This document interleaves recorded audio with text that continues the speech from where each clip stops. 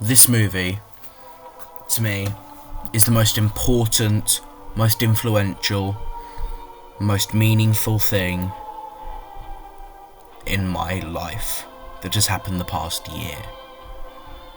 Without this movie, I wouldn't have one of my favourite directors, I wouldn't have one of my favourite actors, I wouldn't have my favourite genre of movie, and I wouldn't have my favourite movie of all time. This is a movie which I absolutely love to death, and I could talk about for hours on end. This is, without a doubt, my favourite and most loved movie in cinematic history. It has gave birth to my favourite genre of movie, that's being horror. Without this movie, I wouldn't have horror. Without this movie, I wouldn't have one of my favourite directors.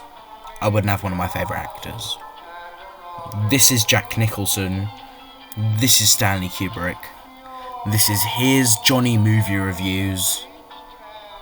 We are at the Overlook Hotel, July 4th Ball, 1921.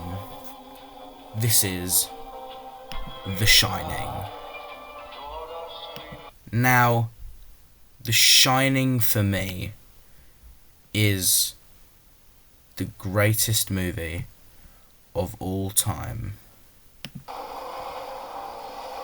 I absolutely love it to death, and I could watch it over and over again. Now, I first watched this movie roughly around Easter last year. I went in a charity shop with my mum, I bought it on DVD, I went away with my dad, and we watched it. My dad didn't take away that much from it. He thought it was alright, but he didn't like the story. He thought it was too long and too sly. I, on the other hand, loved the story, loved how long it is and how immersed you get in it, and found it amazingly enjoyable. After The Shining, I started getting into more of Stephen King's work. I watched the It miniseries, I thought was absolutely amazing. I watched Cujo, I thought it was amazing. And then I started to branch out. I watched The Thing, I watched Halloween, Leprechaun, Hellraiser, A Nightmare on Elm Street, Friday the 13th, Terrifier, the most other important horror movie in my life, The Texas Chainsaw Massacre, which I will most likely discuss in another video. But The Shining is my most cherished piece of media of all time. I am such a big fan of this movie.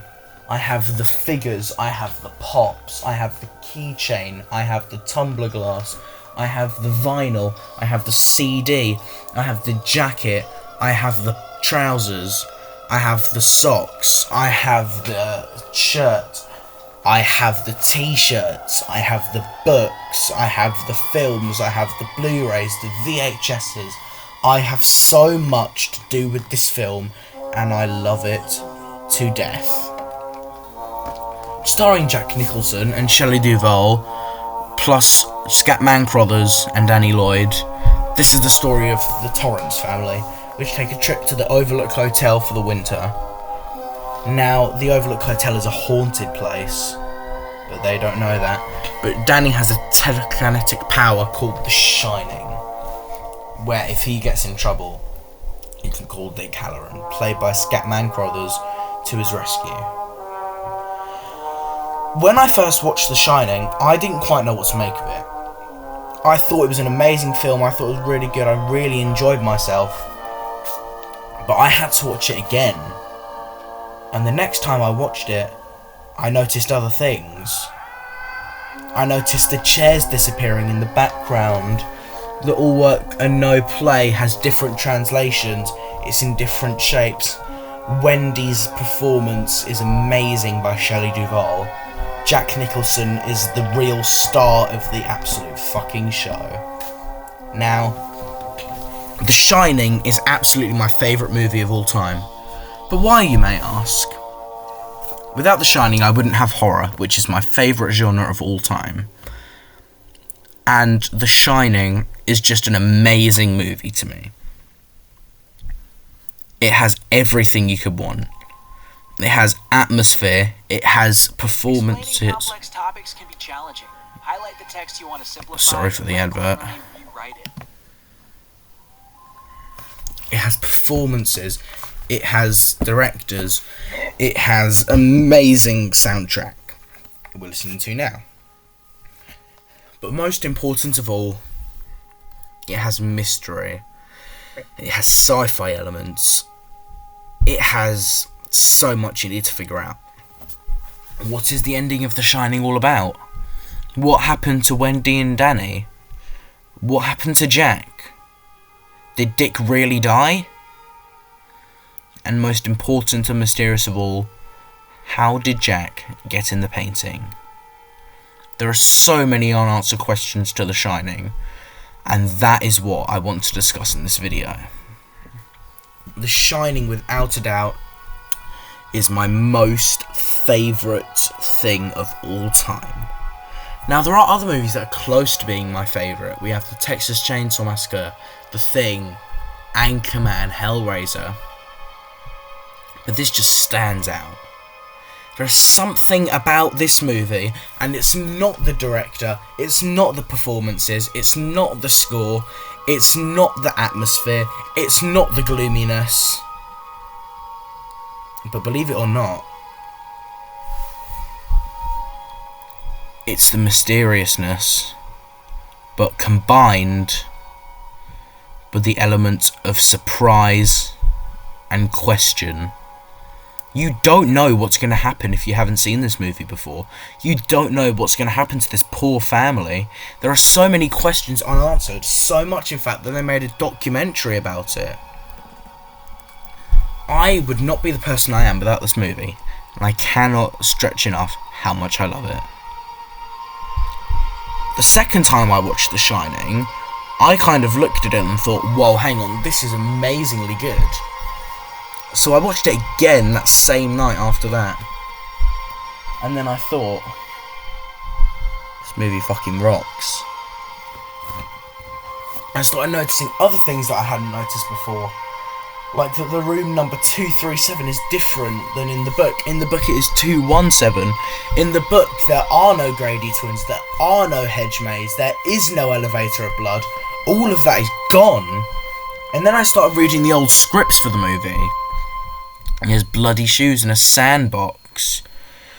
The Grady twins are gone. The room is 217. Jack does not freeze. The Overlook explodes like in the book.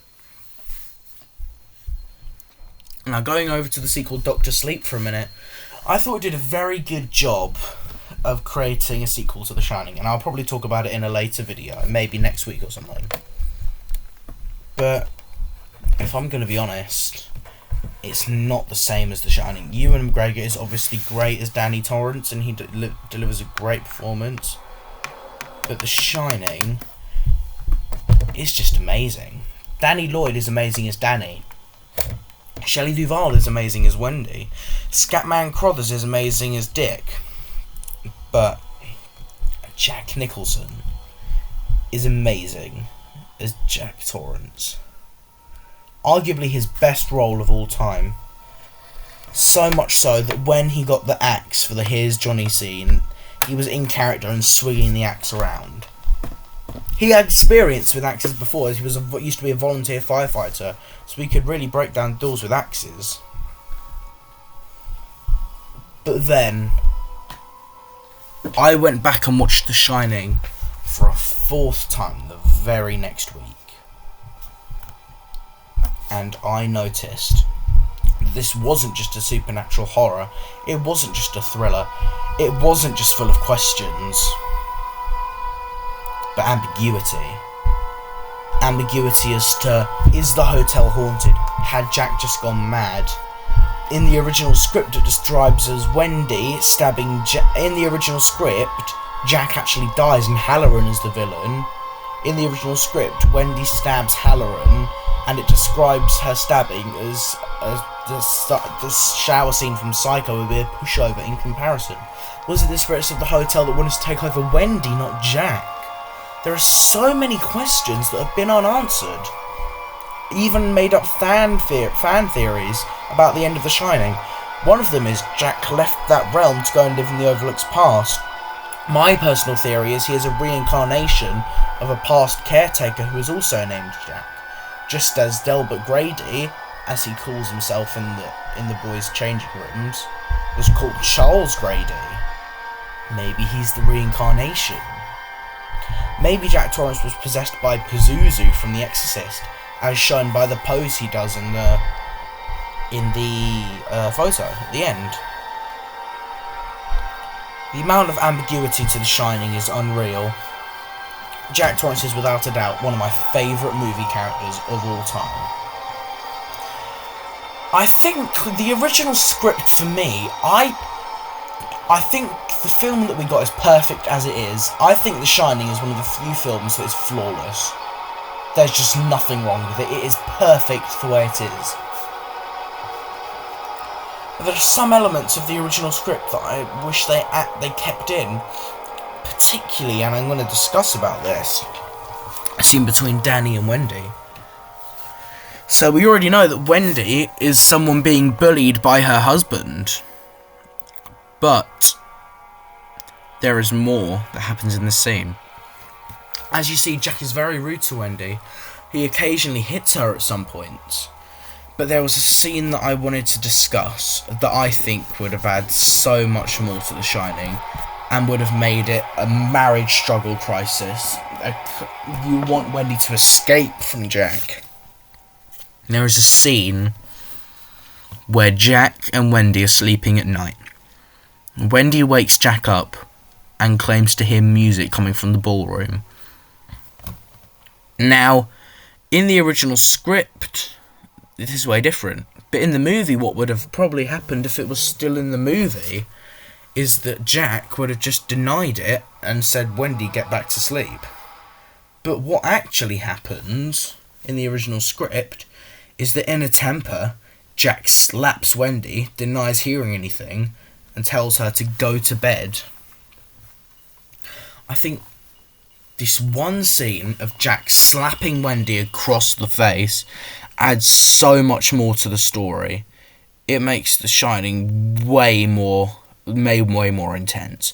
By the end, you want Wendy to escape. You want her to get free, break away from Jack, who's just a bully to her and hates her so much. In the end of the movie, I genuinely felt bad for Wendy, and I wanted her to escape.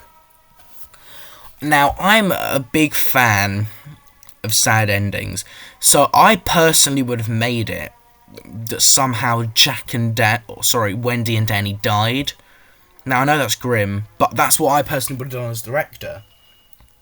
But Stanley Kubrick's way of making them escape works so well, because you feel bad for Danny because he's just a kid, he's going to be screwed up, you want him to get out of there. But you most importantly feel bad for Wendy, she's being bullied by Danny. Not Danny. She's being bullied by Jack. You want her to escape from Jack. You want her to escape this bullying, loveless relationship. You want her to break free from all this anger and frustration.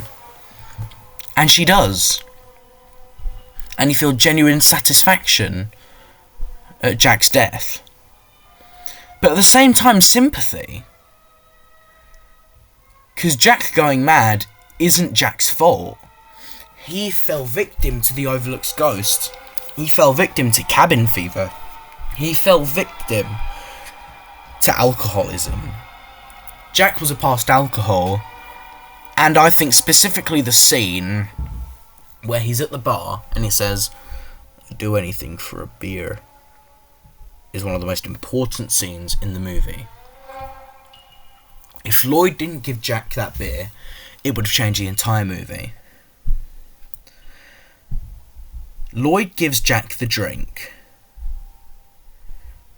and then when Wendy tells him there's a ghost in room 237, he goes to investigate. And of course you know, if you would have seen the movie, again sorry for the advert, and of course you would know if you have seen the movie that he sees the old lady in the bathtub. Spoilers if you haven't seen the movie. But instead of screaming in terror and telling Wendy about this, when she asks, "Did you see anything?" he denies it. He says no, not a thing, and claims that Danny is letting his imagination get away with him. I think this is very important, as it shows that one drink given by Lloyd has manipulated Jack into betraying his family, killing his family, becoming a loner, returning to his alcoholic ways. I think there's a deleted line from Grady, however, that would have made this movie so different. So if you've seen the film, that Jack gets locked in the pantry by Wendy, and Grady lets him out, pretty much saying, "You need to kill your family." But in the original script he says, "You need to give them the necessary chastisements," which I think changes the whole movie entirely. In the original, Grady is just pretty much just straight up telling Jack, "You need to kill them, and if you kill them, you will get everything you've ever wanted." But in the finished movie, Grady just manipulates Jack and seduces him into madness, which I think, although is amazing, it would have been amazing in the original film if they added back in that line. I mean, The Shining, there's so much you can discuss about it. I think, to me, another very important moment is the scene at Jack's desk when he is working and Wendy comes over and that happens in that scene, that music cue. And he yells at Wendy, screaming at her that she's breaking his concentration. She's distracting him. She's making him lose focus. And then in the original script, he slaps Wendy there as well. Now, I think that should have been kept in, as it shows the frustration, the anger that Jack has towards Wendy, and you genuinely want Wendy to escape this horrible nightmare by the end. Now, I think that would have been a great thing to keep in. But sadly, they didn't keep it in, which I think is a real shame, as it would have been a great moment to have in the film. But sadly, they don't keep it in, which I think is a real shame. There are some things about The Shining that are imperfect, but other than that, it is flawless. Amazingly flawless.